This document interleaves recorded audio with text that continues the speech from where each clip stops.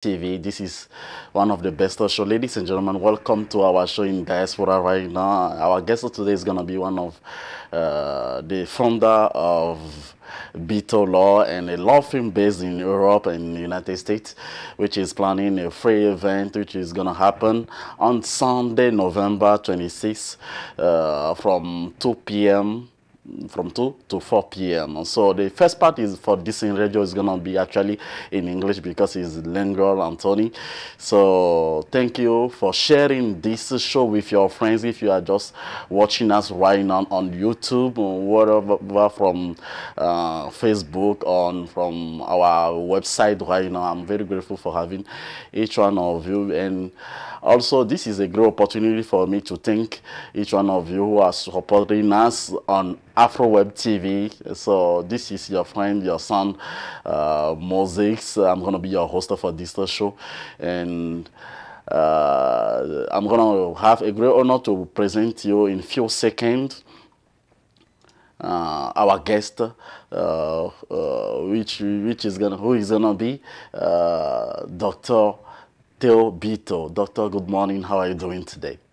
I'm doing great, and thank you for having me. I'm very grateful for having you and with you. We're gonna talk about the risks and the precautions about investment. But can you a little bit introduce yourself for those who don't know you yet? Okay, thank you. Well, I'm Dr. Bitho. I'm a lawyer, and I am also a member of the diaspora since 2000. And I study law in U.S. at UT Austin, Texas, in Texas. I also study law in Paris Sorbonne, where I hold my doctorate. I also study law in Africa. In Africa, it's University de Lomé. So this gives me a wide vision on law practice. I studied and I work as a lawyer since like more than 18 years. So I came up with this idea because through my practice as a lawyer, I work with diaspora members. I work with foreign investors in Africa and also in diaspora. I noticed that there is so many unknown and so many misinformation on how to invest and what's actually investment. And the part that I will be really talking about today is the parts that concern the risk we take as a diaspora to invest our money we make working hard. You know, when you member of diaspora, you work and you do whatever you can to have money to make money, and when it comes down to invest, you have to make sure that you really study your project. Make sure that your investment will bring some kind of return. So the question I have been asking myself since many years is that the, are the members of the diaspora really doing investment or they giving money away? So that brings me to the conclusion that many of them don't maybe know what is investment. And okay, and now when you know what is investment now, how you go by protecting your investment, because it's not only investing, how you prepare yourself, how you protect your investment, how you secure your investment.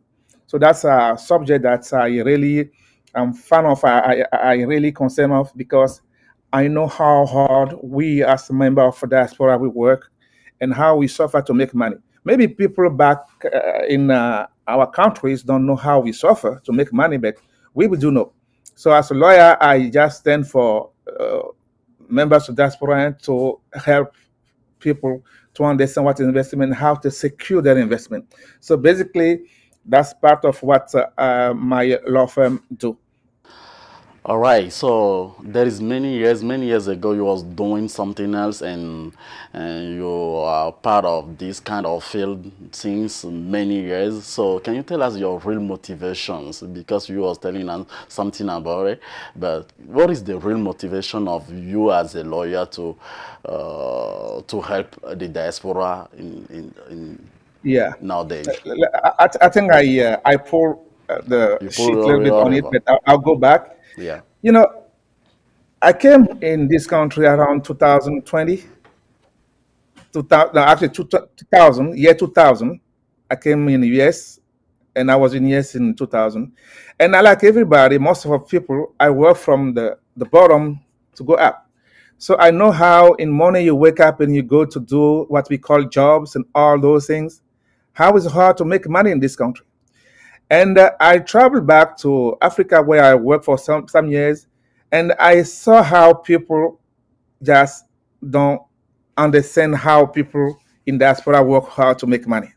So when they send money back there for projects or for some stuff, how people don't understand, they just deal with this money like for waste, it's like a bonanza, it's an opportunity to spend money the way they want it. So they don't understand how we suffer over here to make money.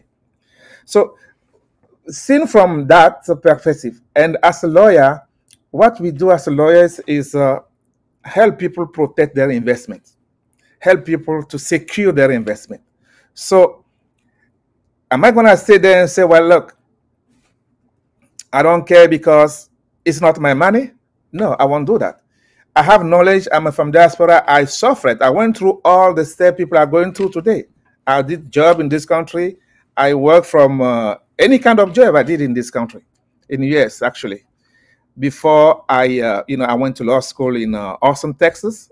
In Texas, after I went to I work and I went to school in in Paris, France, Sorbonne, and I went through those diaspora part of the world, and I kind of see how people are suffering, how they work hard to make money, and how they complain about that money is managed back home, where some people think they have a house built back home, they want there is no house.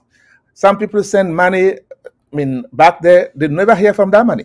Even within the diaspora, as a member of diaspora, I see people coming to me as a lawyer saying, somebody borrowed money from me to, invest in his company.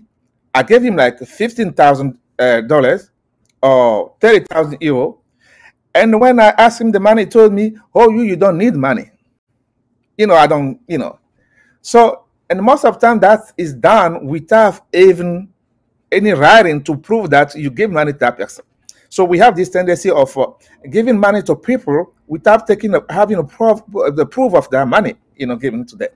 So there is so many you can spend time talking about.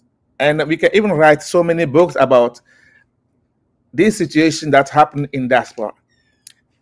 Even in country that, residents where we reside and on country back home in Africa. So I think as a lawyer, I have to stand up for this and offer a way forward. Make sure that if somebody called me and say, well, look, how should I do to protect my investment? I should be able to tell me exactly this step you have to take. Or how do I do this? I have a problem, there is a situation where, when somebody is in the US, like how many times you go back to your country? Maybe once. Okay, you bought land in your country, and there is something going on with that land. There is some kind of claim of ownership from somebody else. And you like, okay, I'm not here. I'm going to give it to another lawyer to oversee the case. When you're gone, if you have this bad luck to meet a bad lawyer, he won't care about you. So what we offer to people, as well, we say, well, we member of diaspora, we in diaspora, when lawyer talk to lawyer, he listen to you. So when you have a case like this, our law firm will take that case and make sure that he follow or he work. Our law firm can work on that case, Or somebody in diaspora. I go back to diaspora now. Like somebody owes you money in diaspora, like let's say $30,000 in diaspora. You have no proof or you don't know how to get that money back. I'm telling people, well, look, if you go straight to the court, what happens is that, okay, maybe you may be getting this money, but when you go to court with somebody, a member of your diaspora, what happens is that you guys are going to be in, argument over here, and that argument will be translated back home as well. So what we do, since 2 years, we have been offering some kind of option to members of diaspora. Okay, if you have such problem with a member of diaspora, what we offer you to allow us to mediate the case between you. We call it, as a plan of mediation, it's flagship plan. So we mediate the case between you. We make sure that you guys agree on how that money will be reimbursed, and we have you sign a contract. So if you have that contract now in your hand, and whoever owes you money committed to pay that money in months or a year, if he doesn't pay, you have a contract. You have a document that you can take to the court and say, okay, well, look, he committed to pay my money, didn't pay it. This is my the proof, and the court will just take a decree and decide to, maybe seize his stuff. So this is a better option than straight going to the court, because at least you can say, well, I gave you a chance to pay me. I even have somebody to mediate our case, and you are committed to, pay. You didn't pay, that's why I take you to court. But why is it better of going with a law firm to do this? Sometimes people just call their cousin or uncle to deal with those situations. But remember, when you deal with cousin, everybody talk and say, okay, you have to pay. They're trying to agree everything, but nobody actually execute that deal. But with a law firm, what happened? We will take your case, we make it in a contract, we make sure that we put the wording that fits the legality. We make sure that it's some kind of way it's done. Everybody commit and clearly identify, and we have something written. The lawyer will be following the case for you. So that's part of service we offer to the diaspora as well. We also have online. You can consult the site online. You just go and if you have a situation you don't understand, you want to have better, light on that situation, we have online consultation. You can just go online and we have like discussion on Zoom or something to make sure that you understand. Is that because free? There is you what? Is that free? The free consultations? Well, I'm a lawyer and I'm not in the free business. Like I tell people, lawyers don't sell tomatoes. We don't sell tomatoes. We sell our mind and our service. If I save you money, I save you money. Like instead of wasting your investment, I take your case, your project, and I work it out. I make sure that I show you how to optimize the options, do everything. It costs money. Some people have to think about do some research. I don't see how I can do that free. But if we're in a situation where there is some basic question, I can just say, okay, well, this is not, this is this. So I can. But when it comes to work, business, you consult, you go online, you ask a consult, because nobody goes to lawyer if it's not serious business. You go to lawyer to make sure that whatever you bring to lawyer, you get a response that will help you.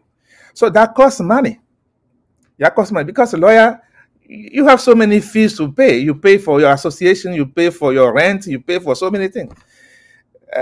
Some people, you're right to ask this question, and I appreciate that, because in some culture, people don't see actually what the lawyer do. It's not that because it's a little bit expensive for many people in diaspora? No, I don't think, this is the wrong way to look at the lawyer work. Everything can be negotiated. If lawyer said this amount, you talk to him and you guys going to agree with someone. But think about it. You do not want to talk to lawyer because it's expensive. Actually, somebody owes you like $30,000. Instead of going to see a lawyer who will tell you the strategy to put in place to get that money back, you don't go. There is something we call the statute of the limitation. In like Maryland, I don't know where you say or where, it's 3 years. After 3 years, you cannot go back to take that money. It's gone. So you, instead of paying lawyer maybe only on those 30,000, you're paying him like 2 or 3,000 to take your money back. You just go by saying that it's expensive. Yes, it's expensive. You're gonna lose 30,000. That's the way it works. There is a time to claim money that somebody owes you. Always the time. You cannot, like, he owes me like today, we like in 2023, he owes me money. He will he will owe me money all my life. No, it doesn't work like that. There is a time. This is called the technicality. There is a time where you cannot claim that money. People don't know. That's why they just pay back. But there is a time for all those things. So we as a lawyer, that's what we do. We protect people from, those situations. Whatever you do, you want to borrow money. Think about it. You want to borrow money from someone, like, or somebody want to borrow money from you, okay? And he said, okay, I would like to borrow $40,000 from you. Okay, it's your friend. You know, between friends, there is some stuff that are hard to ask. You cannot ask him some question. You see, okay, you don't want to, bring some situation that will mess up your relation, and you just give him money. This guy go spend money and it doesn't pay you. You have hard time asking him because it's a friend. You're scared of wasting that friendship. But if in the beginning you come to me like a lawyer, I say, okay, Mr. Bitho, Dr. Bitho, I would like to ask you a question. I have a friend who asked me to borrow $30,000. What do you advise? What are your advice? I'll tell you, well, look, you can go and ask him this, but let me represent you. Okay, I will make sure that that money come with interest. Okay, nobody takes money 30,000 from someone and pay him back 30,000. How much interest he will pay? When will he pay? How will he pay? So I will put all those things in writing, and I will have both of you sign. So he take away this friendship between you. You brought third person between you to deal with that situation, because 30,000 is a lot of money. Let's think about it. If something happened to you, how your kid knows that you give money to someone? How they know? Unless there is that paper that lawyer help you guys sign, and you have it in your suitcase. So there is so much stuff, many stuff we do as member of diaspora that bring us in trouble. You always have to protect your investment. And of course, I think people don't know some people don't know what is investment. Think about it. Building, let's take real estate, okay? In matter of real estate, everything is not investment. Let's talk about the US first, or country where we reside. You buy a house and you live in that house. At the end of after end of the month, you pay your mortgage. Okay. Exactly. Is that automatically an investment? It depends. At the end, the day you want to decide to sell that house, if there is a fluctuation, positive fluctuation in the house, and you sell the house, you may get some difference. But think about it. If your house depreciates, of course, when you're gonna sell the house, you're gonna have to pay the difference to the to the bank. Exactly. That's not a good investment. So when you do the investment, you have to calculate what we call the internal revenue rate. Know exactly when you go to investment, what are the return? Is that good investment to make? How should you do that? All those things take a study, and somebody who knows about it has to do that for you. See, because if you make bad investments, you will be at the end paying the difference to someone. So go back to Africa. In real estate, everything is about place, where you have the place, where you have your house or whatever. Do you think like building 40 million, or 40,000 or actually, let's say it's $50,000 or $100,000 house in a village somewhere is investment. It's not investment. It's a waste of money. Building house in your country where all your family are inside, is it an investment? Not at all. Maybe, but it's poor investment. You're not getting anything. Investment is what when you put money in something and you get a return from that. So those are things that people have to understand. You do not do investment, and you find out yourself at end having to pay to cover the loss. So that's a bad investment.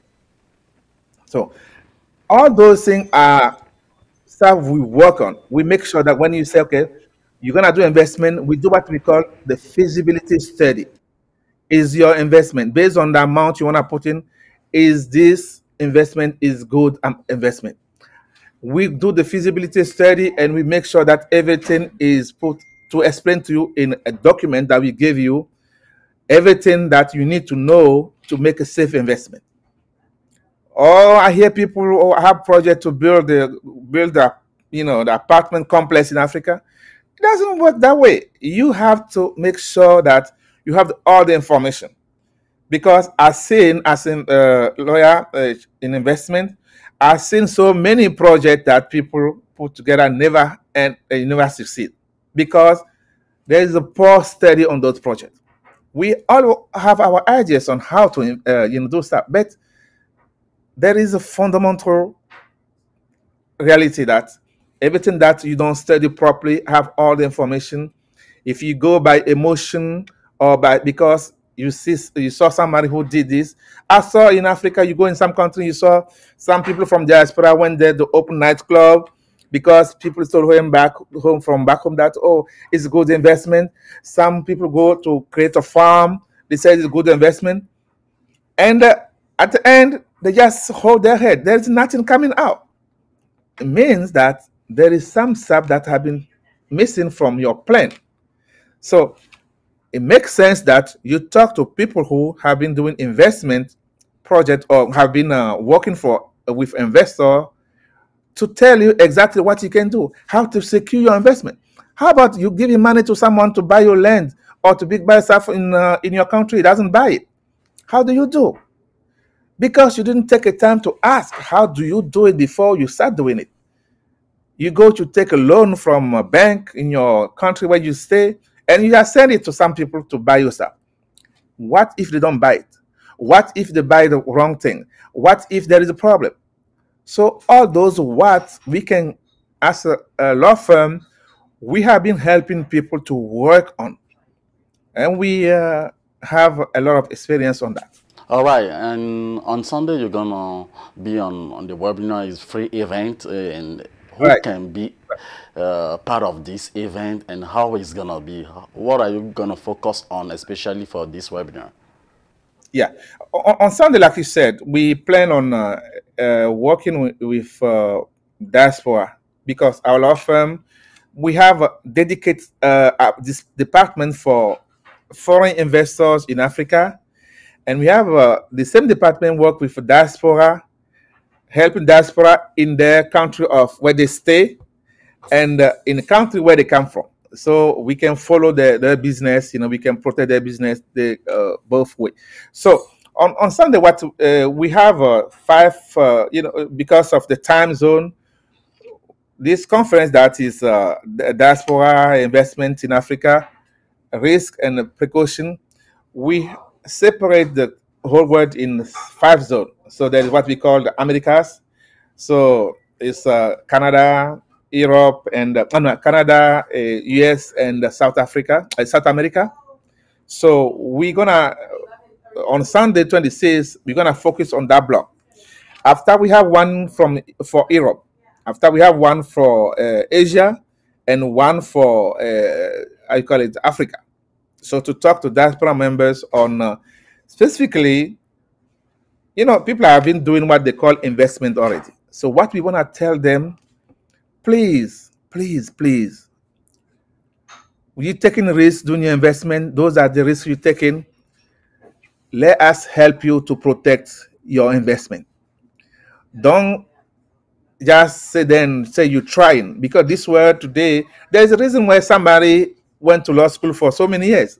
There is some reason, yeah, there is a reason why somebody did accounting for so many years. So don't think you can do all. Focus on making money, and some people will focus on protecting your investment. So we're gonna basically talk about risk and the precaution, measure people should be taking when they want to involve themselves in, what they call investment. First, for most of all, understand what is the investment. People confuse investment. Investment, when you make investment, is supposed to bring you money. So we explain to people this is investment, and this is not investment. When you want to make this, do this. You don't want to, and you take this precaution. And how we can, the service our law firm can offer you in that endeavor. So it's very important for us to make this one happen with you guys. And why, the main reason I'm asking myself is, why are you focused on only Togolese? Well, it's not that I'm focused only on Togolese. I have the window with Togolese Okay. because I met people who can talk to people, because it's about connection. It's planned for many countries in Africa, and like this one is for everyone. Is that? So we go for Togo, and I even took some people ask if beside Togolese everybody can come. I said, well, basically all Africans have the same problem. So I am open to anybody who would like to listen. That's why the link and the flyers has been sent in many groups. It's not only in Togolese group; it has been sent to many groups. So everybody who want it, we speak English, we speak French. So I don't have reason to focus on Togolese. Maybe you're right. I should have just made it like diaspora investment in Africa, but I, I plan on, sometime when you're in situation like that, what you do, you subdivide to be sure that you give chance to people to really ask a question, good question. If you open it too wide, you're gonna have too many people. Maybe you won't be able to deal with everything. We have our time, we have so many countries in based on the interest that people will show. We will do it with any country. On which platform we're gonna have this webinar, and what time, and how can I get in? Yeah, well, we have. I don't know if there is a way I can send you the link. We have a flyer. We have the flyers with all information, Zoom link on it. Yeah, and there is a QRC code. Some people are not used to QRC code, so we send a flyer with QRC code, and we also send the link straight. So our own law firm has is a Zoom account, so we create a link from there, and we send it to people. So, well, I will be more than glad to send it to you so you can share with your viewers. All right. It's open. Everybody can be there whenever when he has time. All right, we are almost at the end of this first part in English. So what is your message for all our followers right now who are watching you on YouTube, whether from Facebook, on social media, who's gonna join us later for this show? Yeah, well, the message is this: people have to understand why we are in the diaspora. Most of the time we're here to make better life. So, and also invest back home, wherever we're from, right? And doing so, we always think about the retirement, when we will be able to one day take a time to enjoy our life, right? Think about it. You spend so many money to build a beautiful house in somewhere in Africa, and at the end, you find out that this house became some kind of it's not investment. It becomes liability for you. only because you did not take a step to protect your investment. So what I'm telling people at this point of our debate, about our interview, is that please, don't be focused on how much you're paying lawyer. Focus on how protected you will be. You know, in this case, it's like insurance. Think about it. When you have a car and you don't have insurance and you have an accident, how much trouble you in? So paying to make sure that you have the information, the advice, the protection that you need for your investment is very important. You know, because if you don't do it today, one day you're gonna be paying another lawyer to protect what you miss it, because somebody can take your asset and you have to take a lawyer. One or another, you're gonna pay a lawyer. I think it's better to prevent those situations now. When you can, you know, making sure that you have the structure in place, the disposition in place to protect your investment now, instead of fighting a war or some kind of fight later on in your old days, because maybe somebody bought land that the board is not, the land is owned by somebody else, and when you go back, maybe you're at your place and you say, okay, now I'm back to enjoy my house. They tell you this land doesn't belong to you because somebody is claiming the same land, only because you did not take the step necessary to make sure that everything you did in that investment was done properly, and you have all the guarantee that you need. I don't know if it makes sense, but I'll give you a last example, because, you know, as a law firm, as a lawyer, when the European wanna come, because I told you that I help also investors, foreign investors in Africa, you know, when they wanna come to the African country, it's not only for my law firm, but most of the law firm, these people send what they call legal opinion. They ask what they call legal opinion.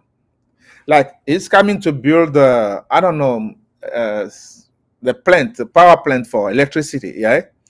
He's gonna send you a legal opinion asking you what is the legal framework in the country about this, about the business you wanna do, about employment, about living, about government investment code, all those things. So this investor has all those information, and he goes to that country. You know, so it's like somebody who is traveling and he has a map. But doing investment without doing that basic study, basic research, it's like you send that from your place and you travel, you don't know where you're going. At the end, you're getting what you deserve. Compare this guy who doesn't take that step to this investor, foreign investor, who take the step to make sure that everything, he knows the land he's going to invest in. You think, okay, well, it's my place. No, you have to tell yourself, even if you from there, you don't know how things works, you have to make sure that you have all the information before you invest your money. Thank you very much, Dr. Theo Bitho, and we're gonna take a little break and we'll be right back. Thank you. Thank you.